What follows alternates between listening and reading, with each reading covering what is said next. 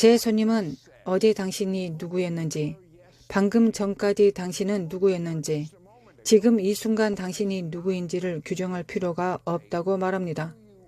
지금 당신은 날아갈 시간이라고 말씀드립니다. 환영합니다, 성령님. 당신의 영광을 나타내소서. 제 손님 마이크 시뇨넬리는 실패할 수밖에 없는 환경에서 자랐습니다. 그의 집은 망가졌습니다. 그의 아버지는 어머니를 끔찍하게 구타했고 결혼 생활에서 바람을 피웠습니다. 그러다가 그의 아버지가 살인을 저질렀습니다. 마이크는 가난에 찌든 트레일러 공원에서 미혼모 밑에서 자랐지만 4살 때 인생의 운명을 바꾸는 흥미로운 일이 일어났습니다. 네, 시드, 이 그림을 상상해 보시기 바랍니다. 어머니는 두 눈이 멍들었고 갈비뼈가 부러졌습니다. 어머니는 가정폭력의 피해자인데 아버지가 어머니를 버리고 집을 나갔습니다. 그래서 어머니는 혼자 있었고 담배를 피우고 지역 신문을 읽고 구인 광고 섹션을 보았습니다. 그때 지역교회 목사님이 광고를 냈는데 예배 인도자를 구합니다 라고 써져 있었습니다. 어머니는 대담하게 전화를 걸어 이렇게 말했습니다. 나는 주님에게서 멀어졌습니다. 더 이상 그분을 섬기지 않지만 어렸을 때는 실제로 청소년 그룹에서 예배를 인도하곤 했습니다. 나는 당신의 예배 인도자가 될 수 있습니다. 유일한 문제는 내가 더 이상 기독교인이 아니라는 것입니다. 저는 그 목사님이 내린 이 결정에 너무나 빚을 지고 있는 사람입니다. 왜냐하면 저는 그분의 예스 안에 살고 있기 때문입니다. 목사님이 말씀하셨습니다. 내가 아내와 함께 지금 당장 당신 집으로 갈 것입니다. 우리는 당신을 예수님께로 인도할 것이며 당신은 우리의 예배 인도자가 될 것입니다. 그럼 16살 때는 무슨 일이 일어났습니까? 네, 시드. 저는 항상 고통스러울 정도로 수줍음이 많았고 매우 쑥스러웠습니다. 다른 사람들에게 쉽게 겁을 먹었습니다. 지금은 믿기 어려운 사실이군요. 네, 알고 있습니다.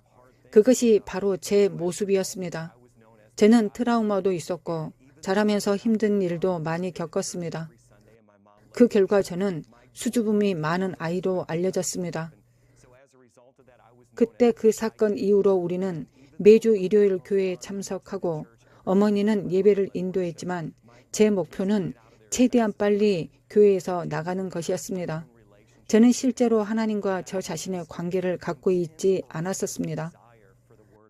매일 밤 비밀리에 창세기부터 요한계시록까지 성경을 처음부터 끝까지 읽었습니다.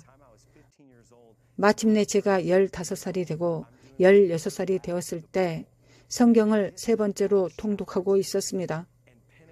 사도행전 2장에 이르자 오순절이 일어나고 성령님이 이 땅에 임하시기 시작했습니다. 그들은 새 방언으로 말하고 있고 베드로가 일어나 담대히 메시지를 전파합니다. 그러자 수천 명이 하나님 나라에 더해졌습니다. 마치 연속극을 읽는 것 같았던 기억이 납니다. 10대일 때 처음으로 그 내용을 이해하게 되었기 때문입니다. 저는 하나님께 이렇게 말씀드렸습니다. 하나님, 잠깐만요. 베드로는 아닌 거죠. 이 사람은 바보였어요. 그 사람이 바로 그런 사람이 된다는 건 말이 안 돼요. 라고 말씀드렸습니다.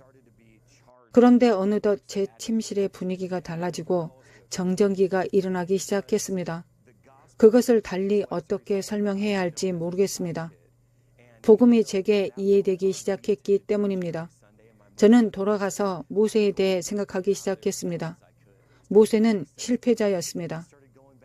저는 엘리야에 대해서도 생각했습니다. 그는 우울하고 약간 감정적인 사람이었습니다. 저는 깨닫기 시작했습니다. 하나님은 항상 가능성이 가장 낮은 것을 선택하시는구나. 이것이 핵심입니다. 저는 다락방 침실에서 성경을 덮었습니다. 침대 가장자리에 앉아 제 평생 드린 기도 중 가장 위험한 기도를 했습니다. 하나님, 당신이 진짜라면 당신의 성령님이 진짜라면 저는 그 모든 것을 원합니다. 저는 당신의 모든 것을 원합니다. 원합니다. 라고 기도드렸습니다. 진심이었습니까? 저는 처음으로 그것을 진심으로 말한 것입니다. 다른 사람들이 성령님을 경험하고 성장하는 것을 본 적이 있기 때문입니다. 그러나 한동안 그것은 제게 현실이 아니었습니다. 제 침실에서 고독하게 기도를 했을 때 갑자기 저는 급진적인 만남을 갖게 되었습니다.